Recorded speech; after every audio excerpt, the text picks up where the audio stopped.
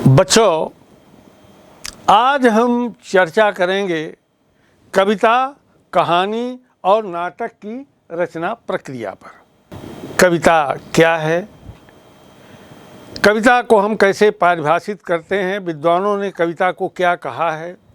वास्तव में कविता कल्पना और संवेगों के माध्यम से जीवन की अभिव्यक्ति है।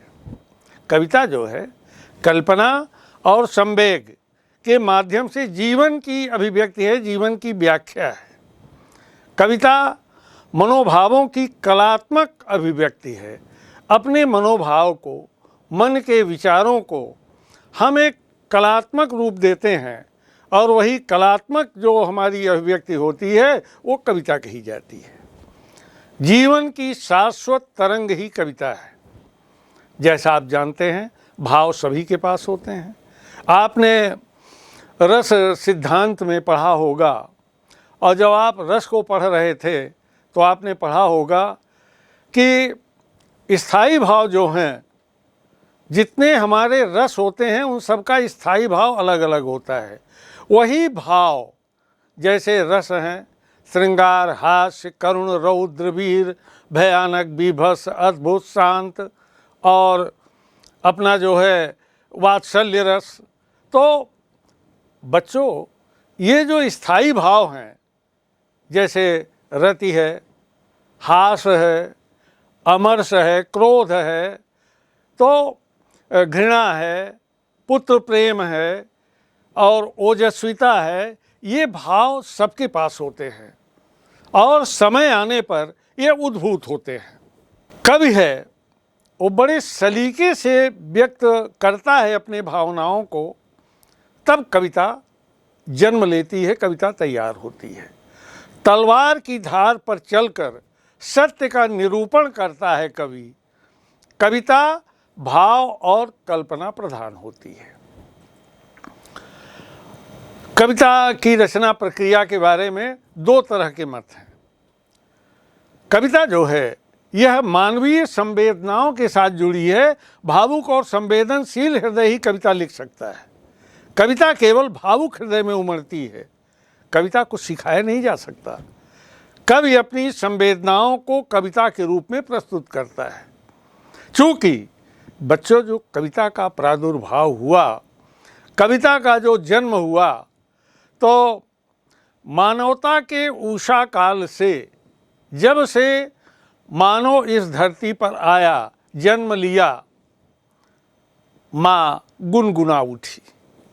और जिसे आज हम लोकगीत कहते हैं, वो कविता का प्रारंभिक दौर था।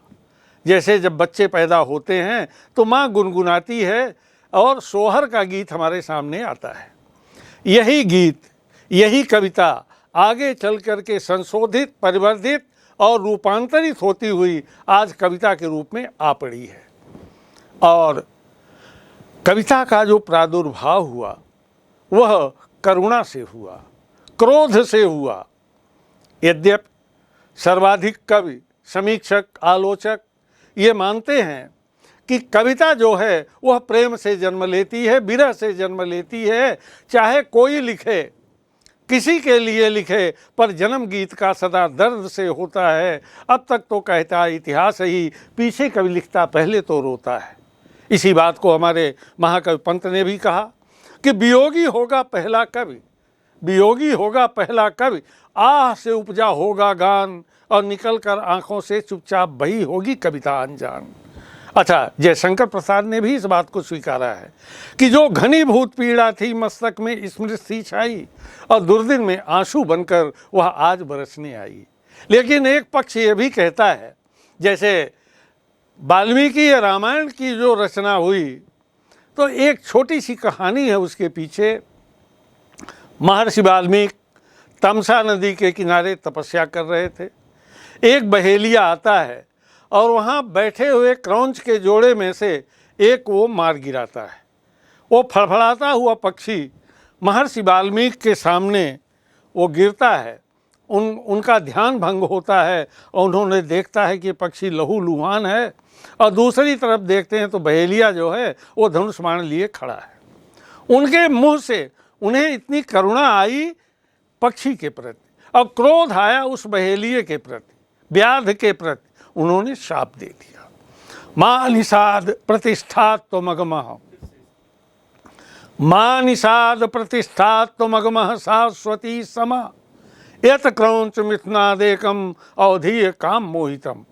तुमने युगल क्रौंच को प्रेम करते हुए जोड़े में से एक को मार गिराया, तुम्हें कभी शांति नहीं मिलेगी। तो हमारी जो कविता का जन्म है वो करुणा से होता है, क्रोध से होता है। कुछ लोग इसे प्रेम से मानते हैं, कुछ लोग इसे पुत्र प्रेम के रूप में लेते हैं, वात्सल्य का मानते हैं। कहने का भाव ये है कि कविता जो है, ये जो हमारे स्थायी भाव हैं, ये जो भाव हैं, जब ये उद्भूत होते हैं तो कविता अपने आप जन्म लेती है। और कवि जो होता है जन्मजात होता है, और कविता करना अनंत पुण्य का फल है। जैसे महाकवि जयशंकर प्रसाद इस बात को स्वीकार करते हैं कि जब परमात्मा को धरती के जीवों से बात करना होता है तो रचनाकार की वाणी के माध्यम से बोलता है। तो पहला जो मत है वह कविता जो है वह संवेदनशील हृदय, भावुक हृदय की देन है। भावुक हृदय, जब भावना हृदय में उमड़ने लगती है तो कविता जन्म लेती है।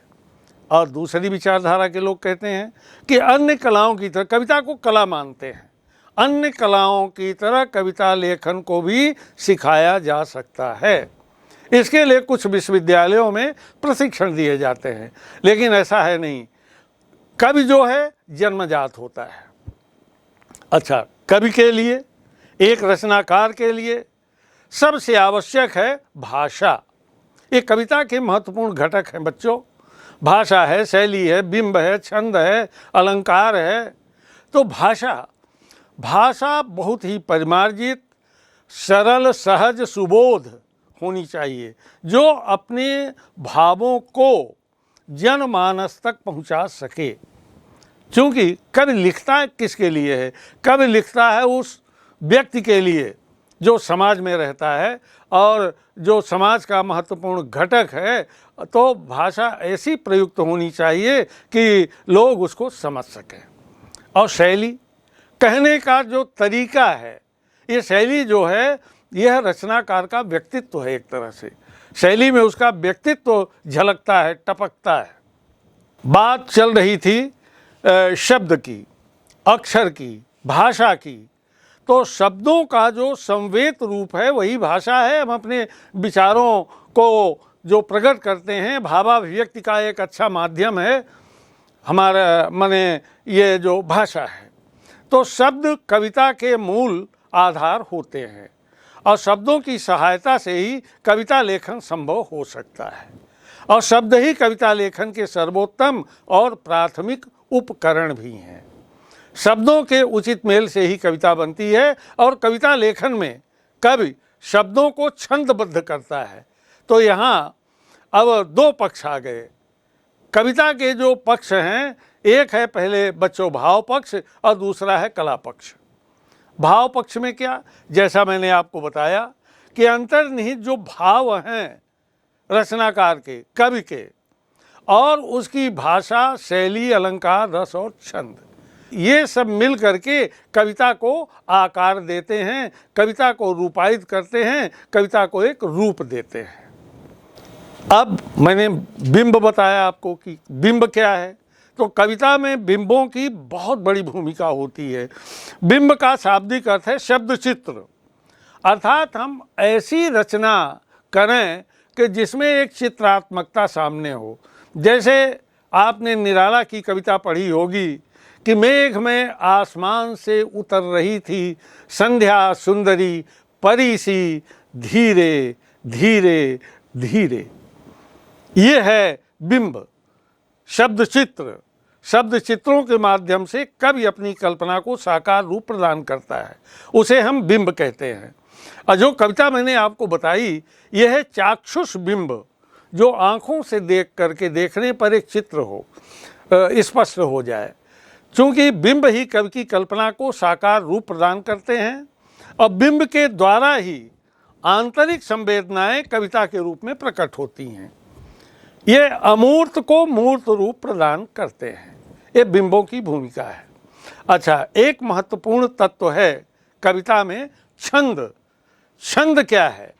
वास्तव में छंद जो है ये कविता के अनिवार्य तत्व हैं और ये कविता को संगीतात्मकता प्रदान करते हैं। जो गीत गाए जाते हैं, जो कविताएं गेय होती हैं, वो जल्दी याद होती हैं और उनका लोकप्रिय भी होती हैं। तो कविता में संगीत का तत्व होना परमावश्यक है। और वो कैसे आएगा? जब वो छंदबद्ध होती है और कविता को प्रवाहमयता प्रदान करते हैं ये छंद, उससे एक प्रवाह बनता है। जैसे आपने बहुत सारी कविताएं पढ़ी होंगी और बहुत सारे आपने अलंकार और छंद पढ़े होंगे। तो छंदों में जैसे दोहा है, चौपाई है, सोलठा है, रोला है, घनाक्षरी है, मत्तगयंद है, सवैया है। तो एक प्रवाहमयता माने एक प्रवाह होता है कविता में, एक गति होती है कविता में और संगीत का गुण तो होना ही चाहिए। उससे कविता जल्दी जो है लोकप्रिय होती है, लोगों को पसंद आती है। आज तुलसी, सूर, कबीर, मीरा, जायसी, घनानंद, मतिराम, चिंतामणि आदि के जो पद हैं, यहाँ तक कि रसखान की कविता आपने इसको पढ़ा ही होगा।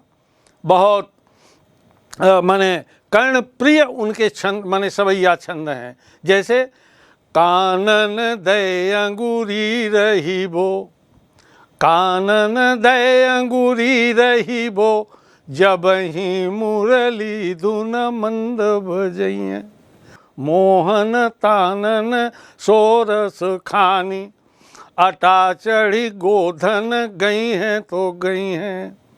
और तेरी कहो सिगरे ब्रज लोगनी, काली को कितनो समुझइए। और माई रीवा मुख की मुस्कानी, सवारी न जई है न जई है न जई है। ये रसखान की कविता है। तो रसखान की कविता में सबसे बड़ी बात यह है, इसमें सहजता है, सरलता है, सुबोधता है, संगीतात्मकता है, प्रवाहमयता है और कविता में माधुर्य का होना परमावश्यक है।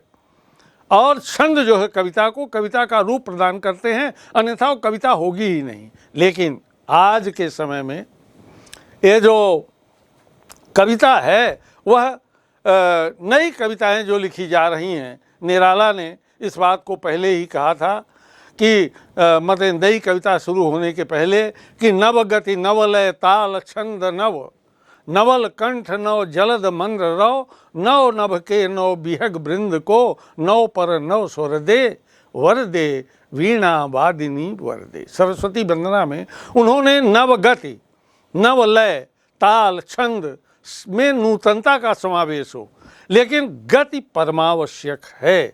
निराला की कोई भी कविता आप ले लो, जैसे जागो फिर एक बार, समर में अमर कर प्राण गान गाए, महासिंधु से सिंधु न तीरवासी, सैंधो तुरंगों पर चतुरंग चमू संग, सवा सवा लाख पर एक को चढ़ाऊंगा, गोविंद निज नाम जप कहाऊंगा। तो यह है नई कविता, पर एक गति है, एक लय है, एक ताल है, एक प्रवाहमयता है, एक छंद है। तो इस तरह से छंदों का कविता में बहुत ही महत्व है। परिवेश के अनुसार शब्द चयन और लय, तुक, वाक्य संरचना, यति, गति, संक्षिप्तता के साथ विभिन्न अर्थ, स्तर आदि से कविता बनती है। तो कविता के लिए सभी आवश्यक हैं। एक तो शब्द चयन बढ़िया हो, आकर्षक हो, माधुर्यपूर्ण हो, या जिस तरह की कविता हो, जिस तरह का भाव हो, और लय हो, तुक हो, वाक्यों की जो संरचना की जाए वो बहुत सटीक होनी चाहिए, गति हो, यति हो, बिंब हो, अलंकार हो और संक्षिप्त हो, बहुत विस्तार न हो। तो इस तरह से कविता का जन्म होता है। बच्चों, जो कविता का विकास हुआ तो आपने पढ़ा होगा कि हिंदी कविता का विकास जो है वो वीर गाथा काल से होता है, आदिकाल भी उसको कहते हैं, संवत 1050 से 1375 तक। और दूसरा आता है पूर्व मध्यकाल यानी भक्तिकाल, ये 1375 से 1700 तक। और तीसरा आता है रीतिकाल, जिससे उत्तर मध्यकाल भी जिसको कहा जाता है, तो 1700 से 1900 तक। और संवत 1900 से अब तक जो है आधुनिक काल है। अब आपके वीरगाथा काल में जैसे अमीर खुसरो की पहेलियाँ, जंगनिक, विद्यापत, उसमें कई रासों छंद में कई ग्रंथ लिखे गए। मतलब वीरगाथा काल का जो साहित्य है वो तलवार की नोक और खून की स्याही से लिखा गया, वीरत्व ओजपूर्ण कविताएं। और इसके बाद आता है भक्ति काल, जिसमें कबीर, तुलसी, सूर, मीरा जैसी ऐसे अमर कवि हुए जिनकी रचनाएं आज भी हम पढ़ते हैं, सुनते हैं, गाते हैं। इसके बाद रीत काल आता है और रीत काल में रीतिवादी रचनाएं लिखी गईं, लक्षण ग्रंथ लिखे गए और घनानंद, मतिराम, चिंतामणि, बिहारी अनेक रचनाकार जो हैं इस युग में हुए। और इसके बाद 1900 के बाद जब आधुनिक काल आता है, इसमें कई खंड बने, कई भाग हुए, जैसे भारतेंदु युग, द्विवेदी युग, छायावाद, बीच में रहस्यवाद, प्रगतिवाद, प्रयोगवाद, नई कविता, अकविता, इस तरह उसके अनेक रूप बनते चले गए। तो कविता जो है वीरगाथा काल से लेकर के अब तक की जो उसकी यात्रा है अत्यंत गौरवमय है। तो बच्चों, कविता जो है यह इसकी जो रचना प्रक्रिया है बहुत सहज है और इतनी सहज नहीं है कि हर आदमी कवि बन जाए, क्योंकि कवि पैदा होते हैं और संस्कार से भी, प्रयास से भी कुछ लोग तुक मिला करके कविताएं लिखते हैं और करत करत अभ्यास से जड़मति हो सुजान, अगर प्रयास किया जाए तो कविताएं लिखी जाती हैं। कहानी की रचना प्रक्रिया। बच्चों, आपने बचपन में बहुत सारी कहानियां सुनी होंगी। उन्हें प्रारंभिक दौर में लोक कथा कहा जाता था और दादी, नानी जो बड़े बूढ़े होते थे ये बच्चों को कहानियाँ सुनाया करते थे और ये लोक परंपरा से ये निरंतर आगे बढ़ती गईं और ये कहानियाँ जो हैं लोक कथा के रूप में समाज में समादृत हुई, इन्हें सम्मानित किया गया। और अब तो संयुक्त परिवार के कारण, एकल परिवार जब से आए तो बड़े बूढ़े अलग और माता पिता और बच्चे सब अलग अलग रहने लगे, तो लोक कथा की जो है परंपरा समाप्त सी हो गई। और वही लोक कथा आगे चल कर के विकसित होते हुए कहानी का रूप ली। कहानी जो हम किसी कहानी के माध्यम से, ये वास्तव में कहानी जो है साहित्य की ऐसी विधा है जिसमें जीवन के किसी एक अंग विशेष का, किसी एक घटना का, किसी एक पक्ष का मनोरंजन पूर्ण चित्रण किया जाता है। कहानी भी एक रचना है जिसमें जीवन के किसी अंग, किसी एक मनोभाव को प्रदर्शित करना ही लेखक का प्रतिपाद्य होता है, उद्देश्य होता है। उसका चरित्र, शैली, कथा विन्यास सब उसी भाव को पुष्ट करते हैं जिस भाव से वो कहानी लिखी जा रही है, कही जा रही है। अर्थात किसी घटना, पात्र या समस्या का क्रमबद्ध ब्यौरा और जिसमें परिवेश हो, वातावरण हो, कथा का क्रमिक विकास हो, चरम उत्कर्ष हो, उसे ही हम कहानी कहते हैं। और जो बच्चों कहानी का जो विकास है, कहानी तो आदम युग से कही जा रही हैं। जो मैंने आपको बताया कि एक लोक कथा का एक रूप चलता रहा, बीच में संस्कृत साहित्य में अनेक कथाएं भरी पड़ी हैं और हिंदी में जो है इसका जो समुचित विकास होता है वह प्रसाद युग में होता है, जयशंकर प्रसाद जी के समय में। और हिंदी के जो प्रथम कथाकार हैं, प्रथम कहानीकार हैं, वो छत्तीसगढ़ के थे माधवराव सप्रे और उन्होंने कहानी लिखी थी टोकरी भर मिट्टी। ये हिंदी साहित्य की सर्वोत्कृष्ट कहानी मानी जाती है। और प्रसाद युग में महाकवि जयशंकर प्रसाद चूँकि बहुमुखी प्रतिभा संपन्न रचनाकार थे, इन्होंने भी कई कहानी लिखी और पांडेय वेचन शर्मा उग्र ने लिखी और प्रसाद जी के साथ ही लगा हुआ समय था प्रेमचंद युग आया। और मुंशी प्रेमचंद तो कथा सम्राट कहे जाते हैं। उन्होंने उपन्यास और कहानी के माध्यम से इतना लिखा कि उन्होंने कलम तोड़ दी, माने सर्वाधिक लिखा, और इसीलिए उन्हें कथा सम्राट कहा गया। और प्रेमचंद युग में जो है कौशिक जी हुए और सुदर्शन हुए, बहुत सारे लेखक उस समय कहानी लिख रहे थे, जिनकी कहानियाँ बहुत ही माने प्रसिद्ध हुई। और प्रेमचंदोत्तर युग जब आया, प्रेमचंद के बाद, तो बहुत सारे कथाकार हमारे सामने आए। जैसे प्रभाकर माचवे थे, जैनेन जी थे, यशपाल थे, मोहन राकेश थे, और शशि प्रभा शास्त्री हैं। माने बहुत सारे लोग जिन्होंने कि कहानी लिख करके और कथा साहित्य को विस्तार दिया, कथा को आगे बढ़ाया।